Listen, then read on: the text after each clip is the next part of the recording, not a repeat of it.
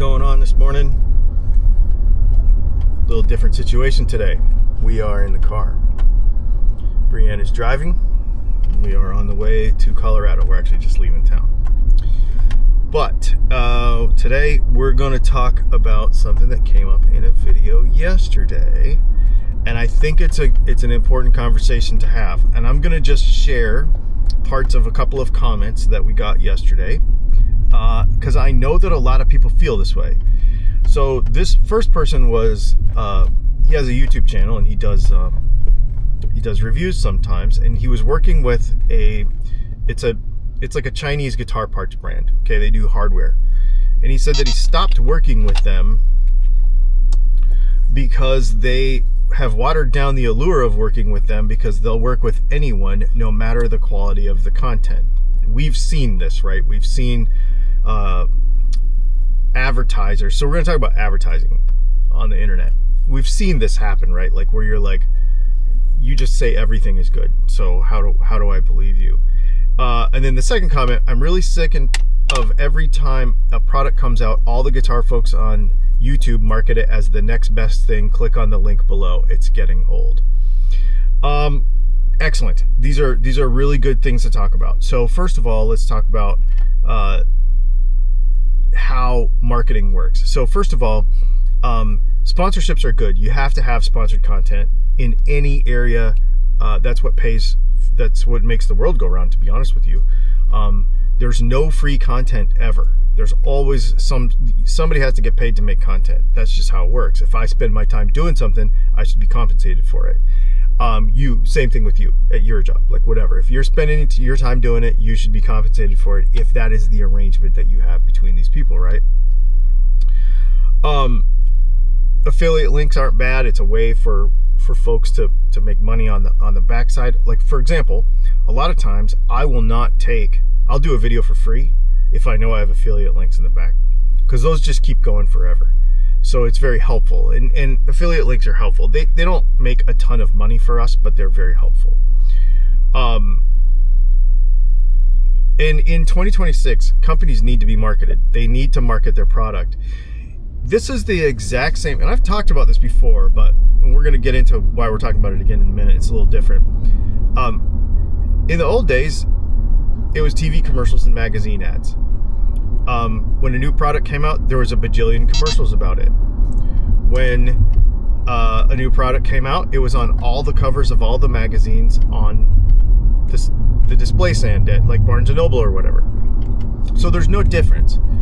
When a new product comes out, everybody talks about it, because that's how it works. That's how products are marketed. It's just, they need to tell people about it. And the cool part about it is that every person has access to there are two things.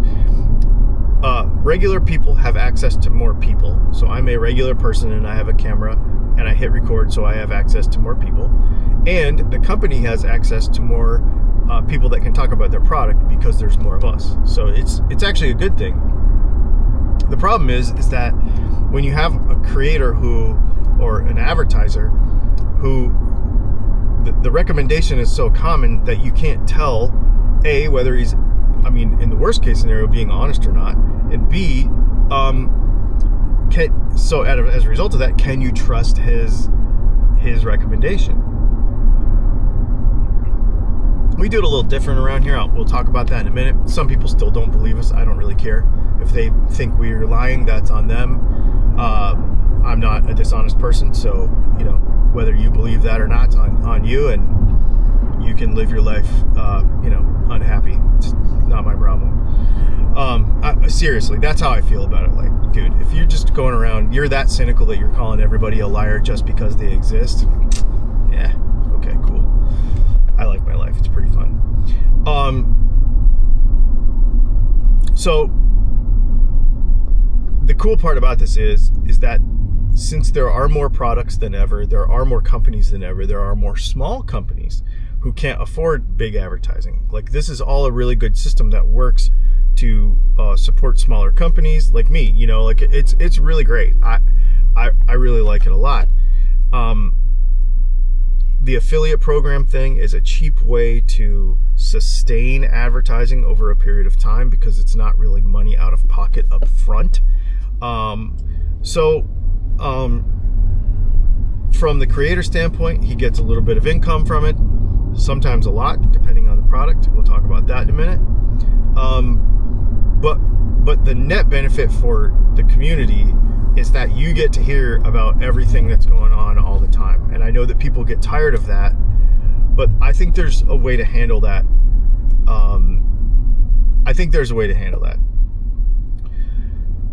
First thing, I think that, and this is where I think companies need to understand, this filters down from the company. We're going to talk about this. First of all, I think people that make videos who advertise for other companies need to understand that we are not stupid. If every review of every product is positive, then, you know, and every thumbnail is, this thing is a game changer, then nothing is, right? Like, it's, you know, nothing is. Now, most people are going to get annoyed on the week that a new product comes out, but that's just how it works. A product comes out on a new week and there's a embargo date and you can't talk about it before then, and that's how it works. It happens in watches, it happens with knives, it happens with pens, it happens with cars, it happens with vacuum cleaners, it happens with everything.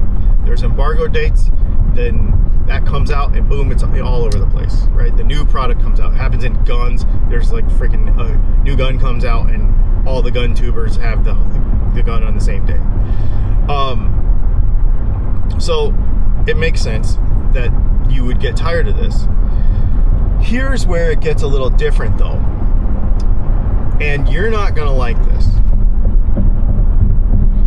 You're not going to like what I have to say about this. You can tell how cheap a product is by the content that they encourage the creators to make, that they put up with, and what type of creators they choose to do the work for them. Really inexpensive brands like that hardware company that we mentioned earlier, and cheap guitars like Harley Benton, Firefly, like those companies, they are working on a volume model, meaning they want to sell as many of anything as cheaply as possible. And there is no real brand recognition or brand reputation to go along with that. It has nothing to do with that. They just want volume. They just want numbers. They want to get it in front of as many people as possible, as fast as possible, and sell as many of them as possible. They throw it at the wall, they see what sticks, and they sell as many of them as they can. And what they do is they also rely on the desperation of smaller creators to over promote their products in the name of affiliate dollars. There's nothing inherently wrong with it. It just gets tiring. But what the other thing that happens is that they don't look at the reputation of the company as an asset. So they literally are like, yeah, you have a YouTube channel, you have an Instagram. Oh, here's a free thing that costs us $5 to make. That then we will profit off the volume of you telling, your 300 Instagram subscribers about it. Like, that's followers about it. That's what they do. And then as a result, the people that watch the videos like, does this person actually use this? Because everybody has this thing and it's a cheap thing, and the Instagram ads, the YouTube ads we see, the YouTube videos we see, the person doesn't actually use the thing when you're done with it, right? Like when you're done with the ad, or the video or whatever, the content, that. Is it even the right audience for the product? Does the quality of content reflect the reputation of the business?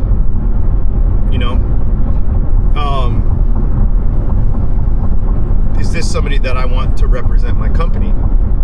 those are questions that those cheaper brands never ask. They just literally, I have gotten, and I get these emails every day. I got one from a Chinese guitar company yesterday, and I was almost kind of tempted because it was kind of a neat product, and then I read about how they market products, and I'm like, I don't want to have anything to do with that. I just don't want to have anything to do with it. Where a company like PRS, for example, they reached out to me, and they're like, we've been watching you for a while. Here are specific videos where we're very happy with what you did. These are things that we like. Guitar Center did the same thing. This is the method and the stuff that we really like that you do. We would like to do it in this particular way. We're going to have a live Zoom call with you and have a web meeting and introduce you to some people. This is really reputation driven. They're protecting trust in their own brand by who they trust to talk about their brand, right? And this isn't like cheap versus expensive products, but a lot of times it can be, because affordable products are easier just to spray out to people no matter what. So generally speaking, the more valuable a company is, the more valuable they view their reputation, and the more valuable the product is, the more thought they're going to put into who they give it to and how they market it. I know, for example, like Mont Blanc pens, if you go to try to be a dealer, they'll just tell you no. They have a very strict way of doing that, and they have a right to do that to protect their brand. And more guitar companies should do this. We get stuff all the time. Hey, we'd like to do a video. I actually get people wanting to review my products, but I oftentimes will say no, because I go look at their YouTube channel, I go look and see how they do stuff, I go see how big they are, and it's not about size, it's about the type of audience, etc. And if it doesn't fit, it doesn't fit. We just don't do it. And sometimes we do, sometimes we don't. Because if you don't value that and you don't handle that properly, then your product becomes less valuable from that side of it. And then if you do it as a company or as a reviewer, your trust gets diluted and nobody trusts you. So we do things a little different around here. We only take things that we like and that we can trust the product. That's it. Now, people will say, well, that means that you only say good things about products. No, we'll tell you what we don't like about a product, but overall, we're only going to talk about stuff that we trust the company, and that we have a good relationship with them. Like, if there was a problem, for example, with Guitar Center, I had them send me a guitar that came and it wasn't quite right, and I was like, it had damage, and I was like, I think this is shipping damage, I'm not really sure. Oh, no problem, don't even talk about it, let's just get it handled before, because I think it was just shipping damage, so it wouldn't have been fair to them, right? Now we made a video about some strings we didn't like, and she's like, I couldn't share that with the company because they didn't think that was very cool, but they probably wouldn't think that was very cool, but thanks for being honest about it, because if that needed to be said, it needed to be said. Cool. They didn't tell me what to say, nothing, right? Like, really, really, really good. If you never say no, if you never filter through stuff, then your trust and credibility gets killed. So, what that means for us as consumers is this. When you watch a reviewer, there are going to be certain companies, and this is the other thing, there's going to be certain reviewers that are review channels. That's all they do. So if they just review stuff, that's all they do. We don't do that. We only review of things here and there. But if a company, a channel just reviews stuff, that's all they do, then why get mad at them for reviewing stuff all the time and saying stuff all the time? Because, and honestly, the product might actually be good. Most of the time they are. I think that the other thing that cynical, angry people on the internet do is they think that these companies are out to get them somehow, and we're trying to put crap in your hands and pull the wool over your eyes. No legitimate company, now these Chinese knockoff companies, that's a different story, but no legitimate company is making a product designed to fail. They want it to be good. They want you to like it. So if the majority of them are good and the majority of the reviewers are like, these are good, they might be good. They probably are good. Now, well, I don't see him using it a month from now. Well, that's because he's a review channel. He's moved on to the next thing to review the next thing. He doesn't actually use this stuff for long term. And if he does, he'll come back and do a long term video about it or whatever. But that's different. Like the way we do stuff is, if we like stuff, like I've got the Positive Grid reactor amp with me. We're taking it to Colorado, right? Like I did a review on it. I actually like it, and we're actually using it. Yeah. Winnebago, is that a Revel? I was talking about the tag. What was it? What's the tag say? Colorado. Oh, Colorado. Yeah, that's where we're going.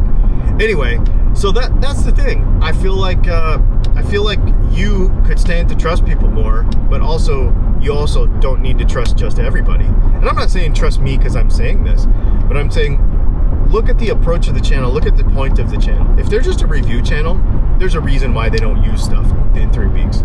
It's not reasonable. It's not reasonable to expect that a review channel that is receiving things on a daily, weekly basis is going to use all of it. It's just not reasonable to think that. But it's also not reasonable to expect, that every product is going to have some heavy criticism, because some of the stuff is actually just genuinely good. So, I mean, obviously do what you want and think what you want.